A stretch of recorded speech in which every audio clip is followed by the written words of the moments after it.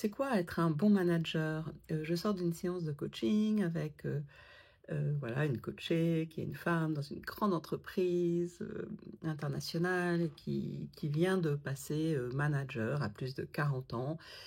Elle était plutôt experte et puis là, elle avait envie de challenge, de faire des trucs nouveaux et donc elle passe, manager et on réfléchit ensemble à, c'est quoi, être un bon manager? Et là où elle se coinçait, c'est qu'elle pensait qu'être un bon manager, c'était, que voilà, que tout le monde de l'équipe, travaille super bien. En fait, c'était vraiment de onboarder tout le monde, enfin que tout le monde soit, motivé, bosse le mieux possible et tout. Et il se trouve que dans son équipe, il y a une personne, bah, qui était un peu en rebelle, en contre-leader, il disait qu'il allait faire mais il faisait pas. Voilà, il s'opposait un peu à ce qu'elle disait. Et elle, comme elle débutait, elle était dans, bah oui, bah, fais ci, il faut que tu fasses ça. Et elle pensait que s'il ne faisait pas, c'était parce qu'elle était pas un bon manager. Et donc, elle était dans une posture où elle perdait beaucoup d'énergie, elle y pensait beaucoup, ça l'empêchait de dormir, alors que ça se passait bien avec tous les autres membres de son équipe. Et c'est juste avec cette personne que ça bloquait et vraiment ça la perturbait énormément, ça occupait 80% de ses pensées et c'est super parce qu'elle s'en est rendue compte et elle a dit bon, il y a quand même quelque chose, ça va pas, donc je vais lâcher. C'est pas une personne qui, voilà, tout le reste ça va bien, donc c'est pas juste avec cette personne. Et donc en coaching, voilà, je l'ai aidé enfin je lui ai donné les infos que comment on fait avec un contre-leader, comment on fait avec quelqu'un qui ben, ne fait pas, ne travaille pas. Donc déjà, quand on lui a déjà demandé de travailler et qu'il ne le fait pas, c'est de lui dire bah, qu'est-ce qui fait que tu ne fais pas. Et donc ça, elle l'avait déjà fait, et sa réponse c'était bah non, je trouve que c'est pas ça qu'il faut faire.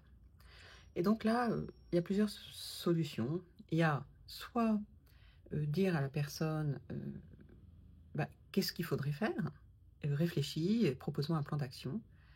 Et peut-être que du coup, ce contre-leader, hein, le contre-leader, c'est une personne qui a envie d'être leader, mais qui n'a pas encore l'énergie d'être leader, mais qui a l'énergie pour emmerder le leader.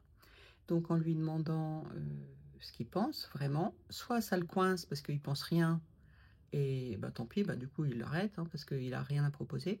Soit justement ça réveille en lui plein de trucs, et ça peut être un super bon stratège, et d'aller voir voilà, et de prendre de ses idées, de réfléchir avec lui, voilà. Ou d'aller lui demander de s'occuper de quelque chose. S'il le fait, tant mieux, mais s'il ne le fait pas, ça n'a aucune importance et ça ne ralentit personne et ça ne gêne pas l'équipe. Donc ça veut dire le mettre sur un sujet.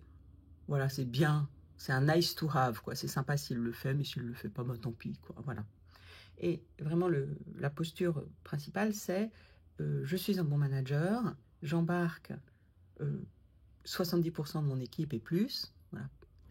Et le reste, ben, c'est pas moi, quoi. S'il décide de pas bosser, j'y suis pour rien. Par contre, si plus que 30% de l'équipe ne travaille pas, ça peut être un problème.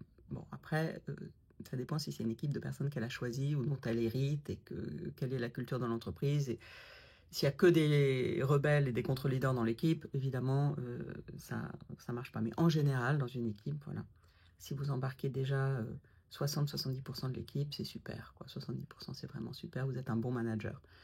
Voilà, donc j'ai donné toutes ces infos. Elle a réfléchi, enfin, on a réfléchi ensemble. Et elle a pu changer sa posture, de passer à ben c'est je veux plus que lui qui travaille parce que sinon c'est que je suis pas une bonne manager, à ben voilà, tant mieux s'il bosse, et s'il bosse pas, ben tant pis pour lui, je vais faire autrement. Et d'avoir des options, que s'il bosse pas, ben, comment elle s'organise, comment elle se débrouille, puis elle a trouvé très rapidement. Voilà, je voulais partager ça avec vous et je vous souhaite ben, d'être un très bon manager. À très bientôt.